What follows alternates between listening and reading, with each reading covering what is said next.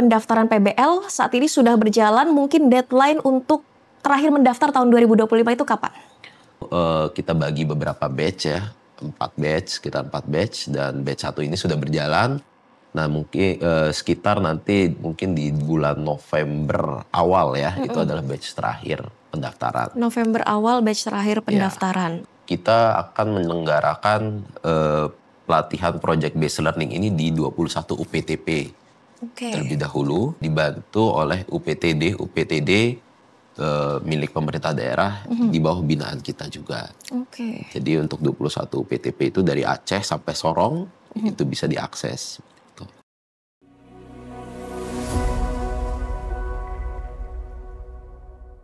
Halo rekan Naker, kembali lagi di Naker Nanya Kerjaan, program yang ngebahas segala hal soal dunia kerja. Nah, di sini kalian bisa tanya apapun, tinggalin pertanyaan di kolom komentar dan kita bakal datengin langsung ahlinya. Nah, rekan Naker pernah nggak sih kebayang ikut pelatihan kerja yang nggak cuman dikasih teori, tapi langsung praktik ngerjain proyek nyata yang dibutuhkan industri? Di sini kita punya solusinya melalui pelatihan vokasi berbasis Project Based Learning. Hari ini kita bakal kupas tuntas seperti apa pelatihan vokasi dengan metode Project Based Learning bersama narasumber kami yang sudah hadir di studio hari ini.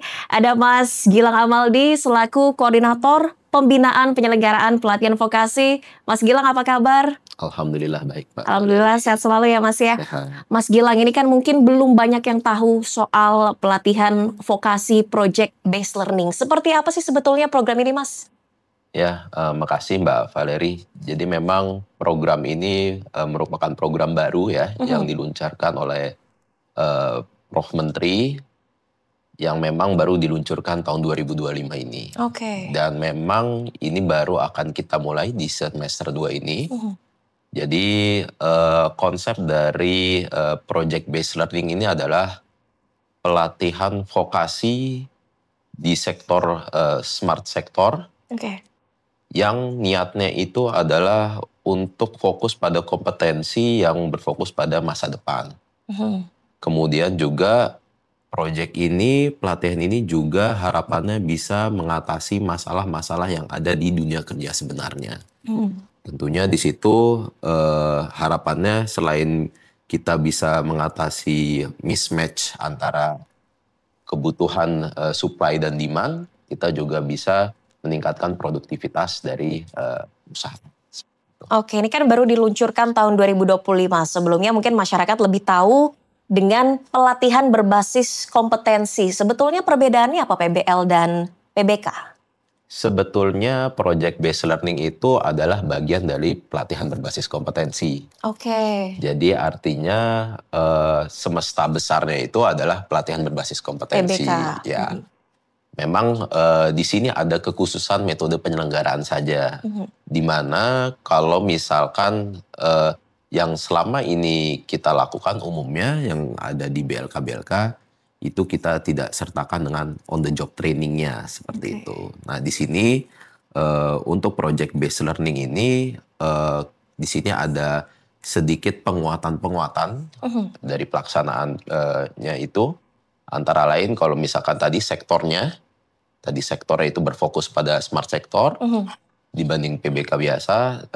Kemudian selain itu dari mulai seleksinya itu ada asesmen psikologi, kemudian pada saat pelatihannya itu kita sambungkan antara mekanisme blended, ada online-nya, ada offline-nya, dan di situ nanti pada saat selesai dari pelatihan off the job training off the job trainingnya itu akan lanjut mekanisme on the job training di dunia kerjanya langsung. Nah di dunia kerjanya ini harapannya apa yang sudah didapatkan di BLK atau di tempat manapun pelaksanaan of the job training ini bisa diimplementasikan menjadi problem solving pada saat on the job training ini di perusahaannya tersebut. Seperti itu. Oke, PBL ini kan bagian dari PBK, ada kekhususan. Apakah kejuruannya sama Mas berarti? Jadi kalau kejuruannya ini adalah dia berfokus kepada smart sector tadi. Secara umum kalau misalkan kita bilang fokus dari smart sector dari project based learning yang kita selenggarakan tahun ini berfokus kepada dua.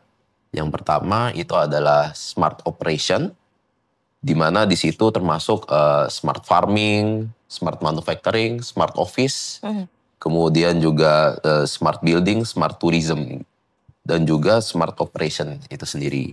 Nah, selain itu juga tadi ada smart creative IT skill. Jadi ada yang sifatnya physical gitu ya, ada yang sifatnya digital. Jadi artinya di situ kita harap program-program ini juga bisa menjadikan tenaga kerja kita juga punya critical thinking yang lebih baik, creative skill yang juga mendukung, sehingga bisa menyelesaikan masalah di dunia kerja. Oke, kalau balai pelatihan yang menyelenggarakan sama banyak ya dengan PBK? Ya, tahun ini untuk 2025 ini kita akan menyelenggarakan pelatihan project based learning ini di 21 UPTP terlebih dahulu, dibantu oleh UPTD milik pemerintah daerah di bawah binaan kita juga. Jadi untuk 21 UPTP itu dari Aceh sampai Sorong itu bisa diakses. Oke, nantinya proyek nyata yang dikerjakan di project based learning ini seperti apa? Apakah betul-betul langsung ada produk yang dihasilkan? Iya. Jadi sebagai contoh ya, jadi misalkan kalau misalkan kita bicara smart farming gitu ya. Pelatihannya itu adalah bagaimana menyusun suatu membuat sistem untuk bagaimana operasi aplikasi dari smart farming itu sendiri. Nah itu nanti pada saat on the job trainingnya itu tools itu akan diimplementasikan di lahan-lahan pertanian yang sudah kita kerjasamakan misalkan dengan petani sekitar ataupun dari punya lahan pemerintah daerah atau lahan dari mitra-mitra yang bergabung dalam proyek ini sehingga produktivitasnya meningkat gitu ya. Jadi misalkan seperti itu. Oke, yang bisa ikut PBL Mas ini masyarakat umum bisa atau ada persyaratan khusus kalau mau ikut? Sebetulnya kalau sesuai dengan Permenaker 6 2025 yang bisa mengikuti pelatihan vokasi itu adalah yang usianya di atas 17 tahun. Di atas 17 tahun. Ya, jadi mau dia masih mencari kerja, mau dia sudah pekerja, itu silahkan. Yang penting dia komitmen untuk bisa mengikuti dari awal hingga akhir program ini. Oke. Ada minimal pendidikan? Tidak ada. Tidak ada ya, yang penting di atas 17 tahun. Ya. Nah kalau yang mau ikut tahun ini nih Mas, dibukanya kapan?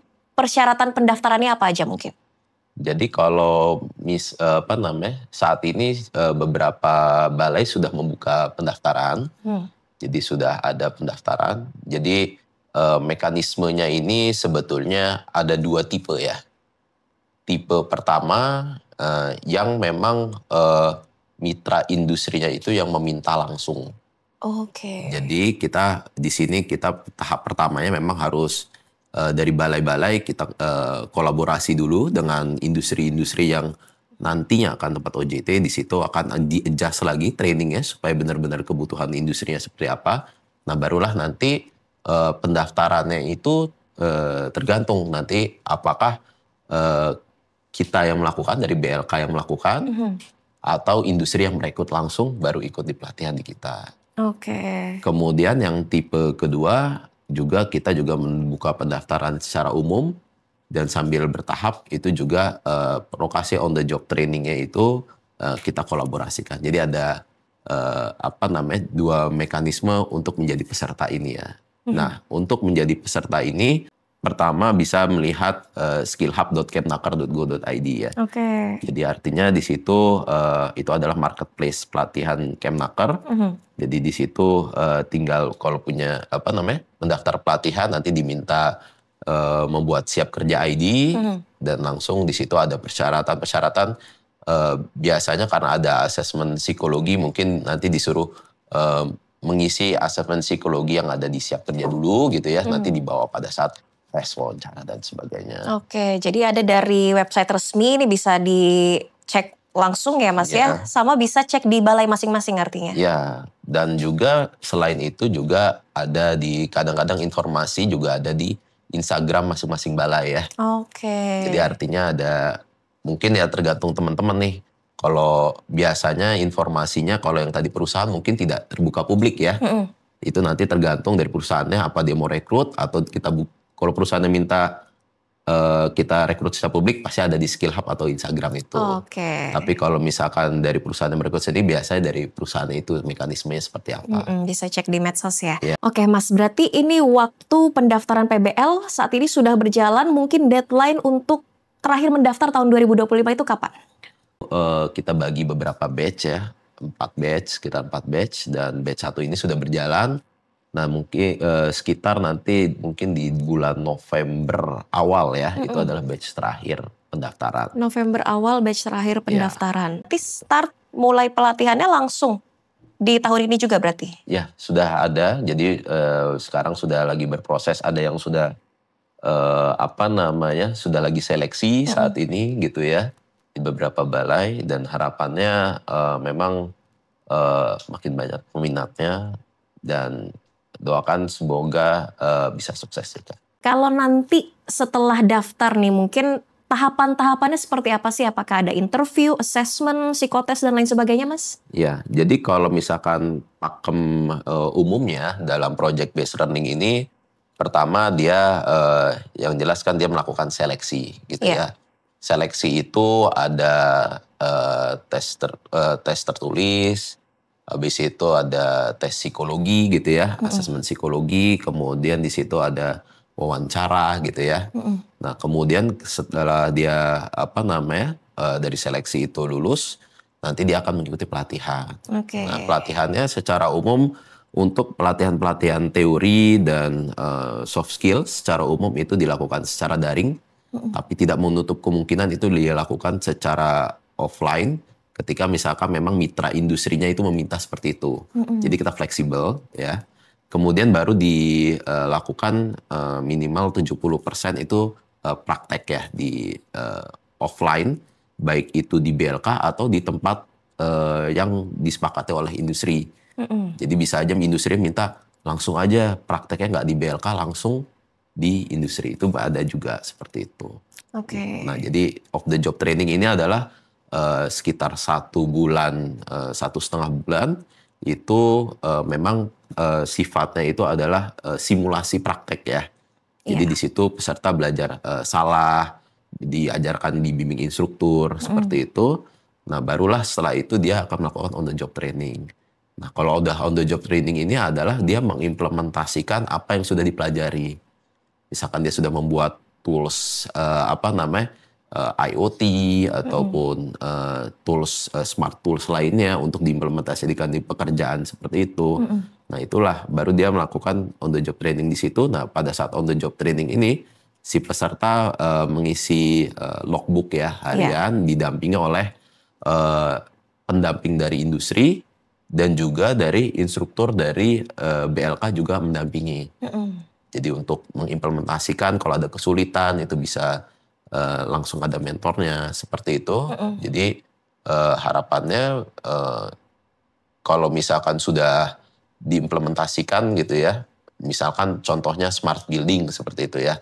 Tadinya lampunya itu pakai saklar, ini jadi gimana supaya langsung ditepok gitu ya, langsung sudah itu. Nah itu diimplementasikan seperti itu. Jadi artinya industri ataupun tempat kerjanya itu benar-benar mendapat manfaat juga. Mungkin dengan seperti itu contohnya ya listriknya lebih efisien, lebih produktif ya kan. Kemudian nah pesertanya juga mengimplementasikan ilmunya itu juga di situ. Jadi nanti tergantung dari perusahaan yang mau merekrut langsung atau dia nanti dari ilmu dari situ bisa diimplementasikan di pekerjaan dia di tempat lain nanti. Nanti kan kalau pendaftaran yang serentak melalui website resmi, ini apakah para pendaftar ini bisa memilih mungkin balai pelatihannya atau ditentukan by system dan kejuruannya gimana Mas? Jadi peserta ini memilih sendiri. Mungkin dia tinggal di dekat Jakarta, mungkin bisa di daerah Bekasi. Artinya akan bisa sesuai dengan domisili ya Mas ya? Ya, mungkin di situ kan pelatihan ini sifatnya non-boarding, jadi dia pulang pergi ya. Oke. Jadi artinya di situ bisa peserta bisa memilih sendiri ya mana yang mereka lebih suka pelatihannya di mana. Oke, Mas kita mau jawab pertanyaan dulu dari netizen mungkin ya di kolom komentar. Ini ada dari @indah2521. Setelah lulus dari pelatihan PBL, apakah nanti ada peluang kerja, program pemagangan, atau fasilitas lanjut dari Kemnaker? Iya, kalau misalkan sudah menjadi alumni pelatihan gitu ya, artinya tentunya ada fasilitas-fasilitas seperti misalkan kalau misalkan udah masuk akun Siap Kerja ID gitu ya. Nah itu kan pasti kita arahkan mendaftar ke Karir Hub gitu ya, job portal. Kemudian di situ dibimbing untuk bagaimana mengurus CV, membuat CV. Kemudian ada pendampingan juga yang dilakukan teman-teman di Bina Penta. Nah kemudian juga kalau misalkan dari rekrut ada mitra-mitra perusahaan, karena tiap BLK itu punya forum komunikasi lembaga pelatihan industri. Jadi BLK itu kerjasama dengan industri-industri sekitar. Ketika ada rekrutmen minta alumni, pasti kalau misalkan sesuai dengan ini pasti diikutin rekrutmen gitu ya, seleksi. Jadi dan sebetulnya dengan adanya on the job training ini itu sebenarnya sudah menjadi nilai plus juga buat rekan-rekan yang mengikuti pelatihan, karena di situ misalkan kalau di on the job training di perusahaan kan di situ waktunya juga mereka show off ya ke perusahaan, menunjukkan kedisiplinannya, menunjukkan kompetensi yang sudah dimiliki, menunjukkan nilai tambahnya. Tentunya di situ perusahaan itu masa on the job training itu adalah seperti masa percobaan juga gitu ya. Wah ini kayaknya anak ini bagus nih. Itu kayak bisa kita rekrut gitu lah. Jadi artinya peluang dapat pekerjaan itu tinggi ya Mas ya? Lebih baik. Lebih baik ya dengan mendapatkan sertifikasinya begitu ya. Kalau memang dari riset kita dengan adanya on the job training ini harusnya bisa meningkatkan sekitar 15-20% ya dari angka penempatan kita. Dan kalau misalkan tahun lalu rata-rata penempatan lulusan pelatihan kita itu dari yang menjawab survei ya. Jadi kita tiap tahun teman-teman di Bina Penta WhatsApp blast ya, di tracing seperti itu 76% itu menjawab sudah memiliki pendapatan, sudah bekerja atau wirausaha. Langsung setelah selesai biasanya pelatihan. Juga ada waktu tunggu ya. Dan waktu tunggu itu biasa kita tracing itu kan 6 bulan sampai 1 tahun ya. Jadi artinya modal itulah selama itu ya ada proses-proses untuk rekrutmen itu juga artinya kita tracing. Nah itu mungkin hasilnya. Jadi dalam 6 bulan sampai 1 tahun 76% ya Mas, rata-rata sudah memiliki penghasilan itu setelah. Tahun lalu. Dengan ada job training ini harapannya bisa lebih tinggi ya. Bisa lebih meningkat lagi. Terakhir mungkin Mas, ini pesan untuk anak-anak muda atau calon pencari kerja supaya mereka lebih mantap lagi mengikuti pelatihan vokasi terutama melalui metode project based learning. Apa pesannya? Pesan saya buat rekan-naker yang berminat mungkin ya, artinya merasa saat ini kok saya untuk bersaing di dunia industri belum siap gitu ya.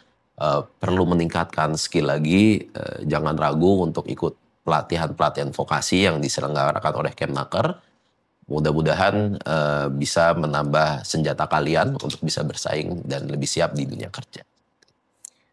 Baik. Semoga dengan pembahasan kita hari ini ya Mas, lebih banyak lagi para calon pencari kerja yang ingin meningkatkan skill bisa lebih mantap nanti mau mengikuti pelatihan vokasi dan tentunya bisa membuka lebih banyak lagi lapangan pekerjaan. Terima kasih banyak Mas Gilang Amaldi, Koordinator Pembinaan Penyelenggaraan Pelatihan Vokasi sudah mau berbagi seperti apa pelatihan vokasi melalui project based learning. Nanti kita bincang-bincang lagi ya Mas.